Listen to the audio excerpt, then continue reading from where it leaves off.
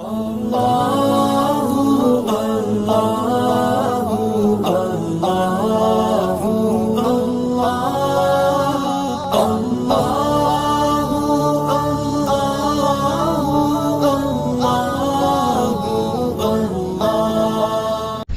بس اس بات کا خیال رکھیں کہ صبح سے لے کے رات تک ہر کام کو سنت کے مطابق کرنا ہے، اور کوئی کام نہ خلاف سنت کرنا ہے نہ خلاف سنت ہوتے ہوئے دیکھنا ہے۔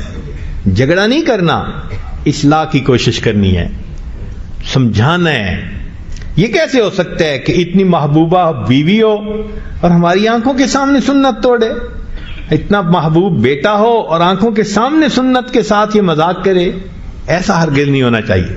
تو سنت کا عاشق وہ ہوگا جو اپنے گھر کو نبی علیہ الصلوۃ والسلام کی سنتوں کا گلشن بنا دے گا۔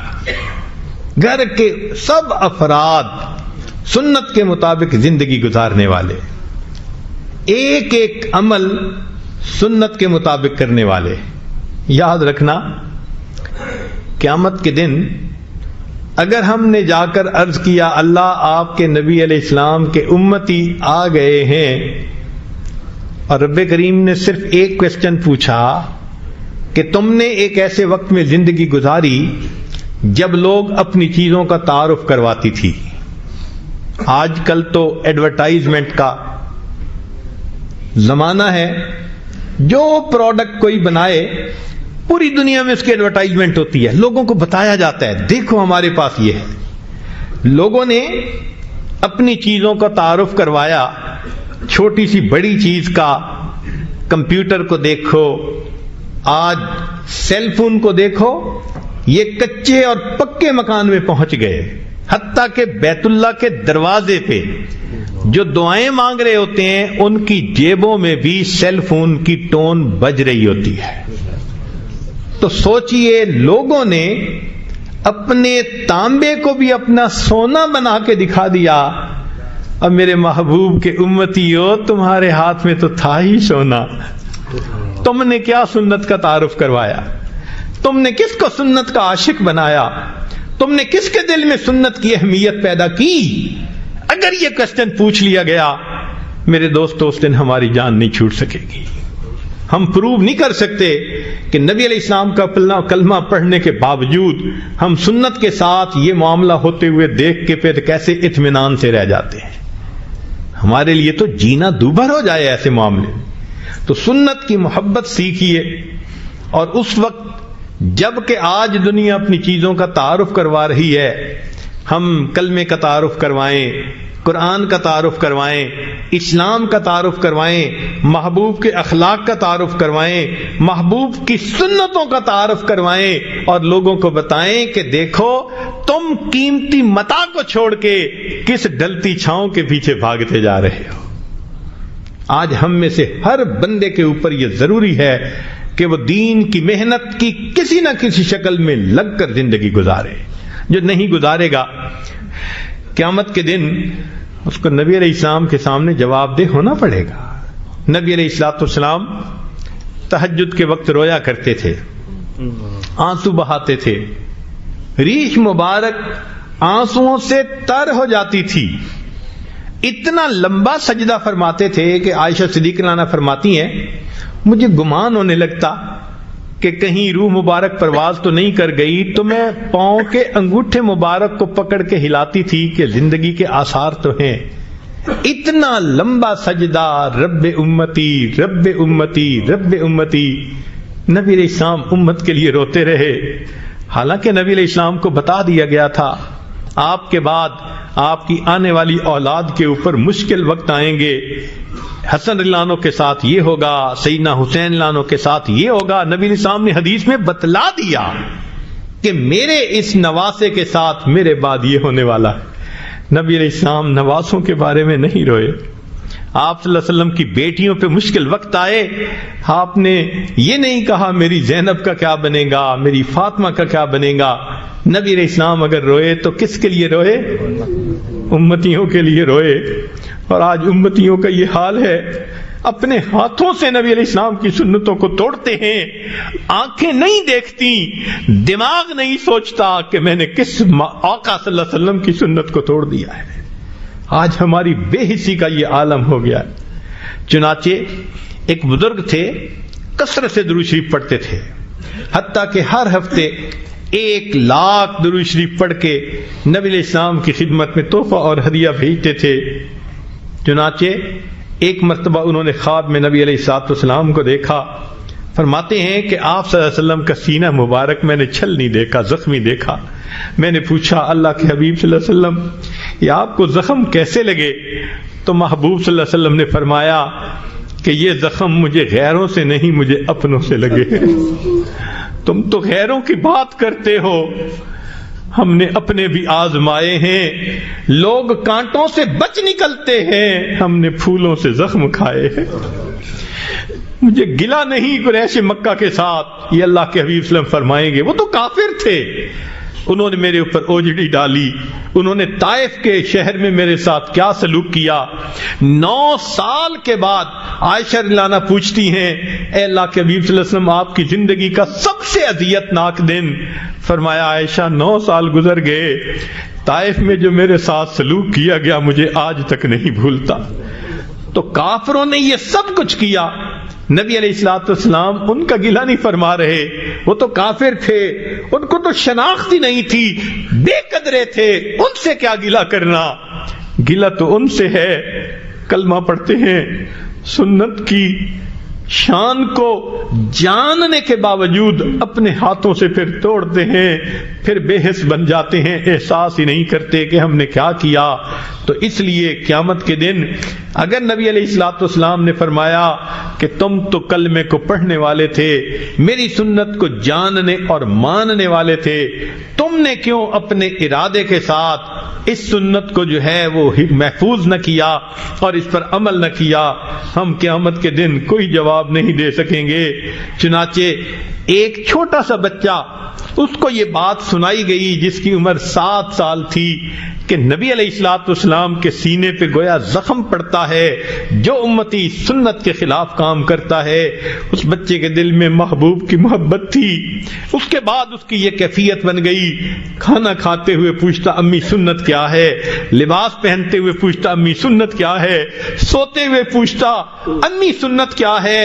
اگر 7 سال کے بچے کو محبوب کے ساتھ ایسی محبت ہے, اللہ نے قیامت کے دن پوچھ لیا او میرے نبی کے وارثو, او علماء, او طلباء, ورثۃ الانبیاء بننے کی تو بڑی تمنا رہی, تمہارے دل میں کیوں سنت کی اتنی محبت نہیں تھی؟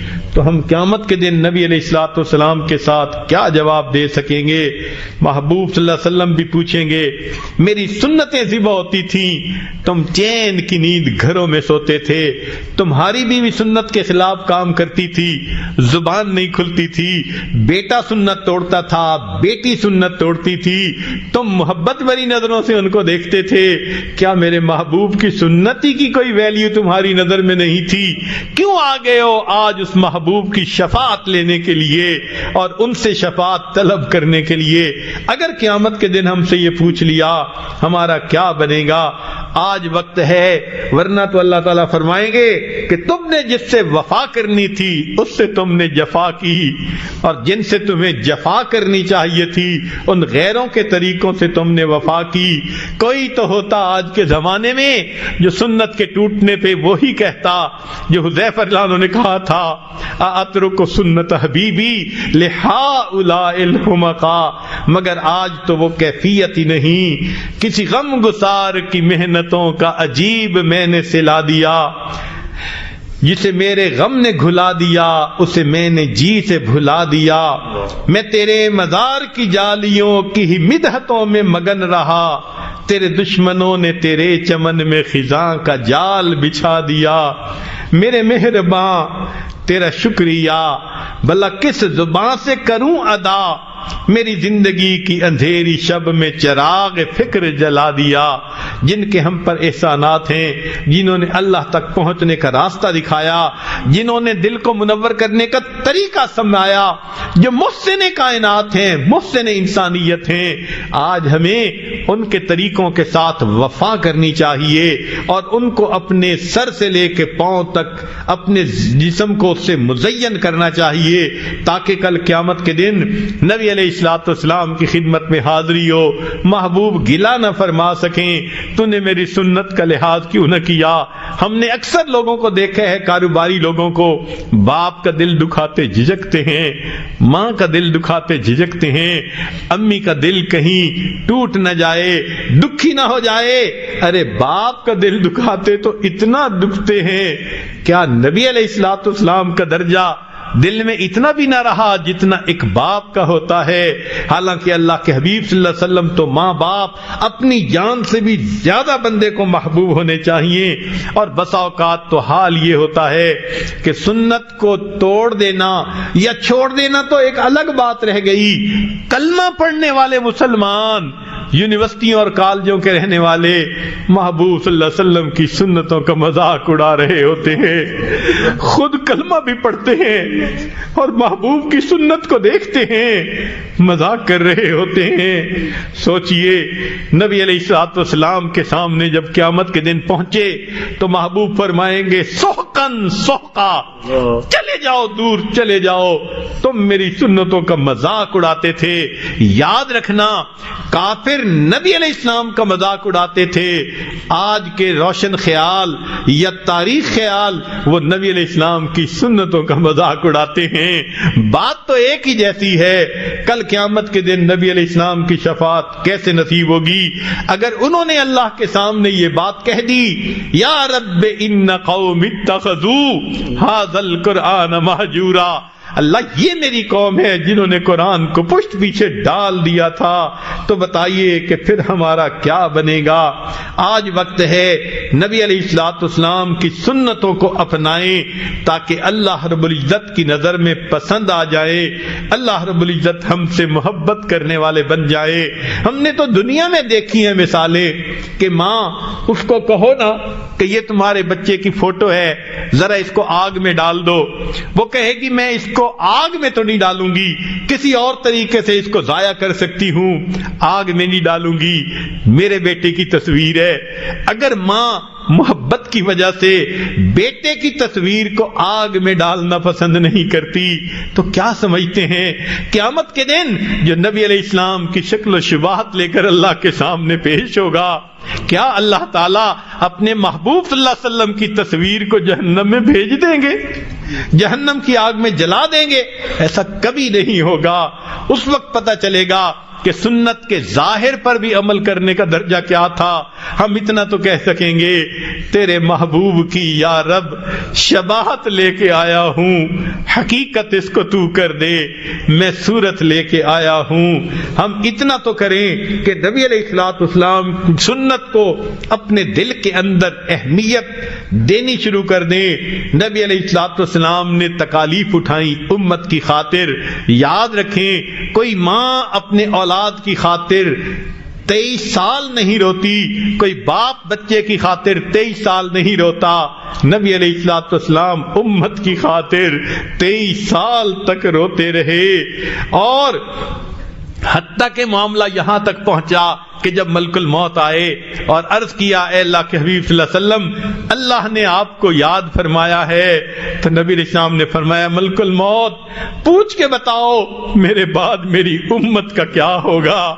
اللہ رب العزت نے پیغام بھیجا میرے محبوب کو تسلی دے دو تمہارے بعد تمہاری امت کو ہم لاوارث نہیں چھوڑیں گے.